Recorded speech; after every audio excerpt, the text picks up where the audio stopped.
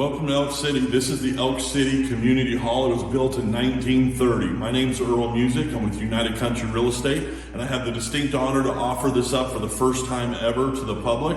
We are selling it for $55,000, and it will give you the opportunity to be right on the edge of millions of acres of public lands.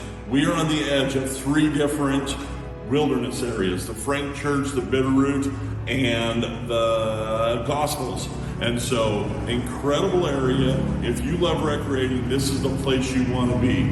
But this building, I believe it could be salvaged if you like to bring it back to its former glory, turn it into your own little place to live, hang out, or if you wanted to use it for salvage.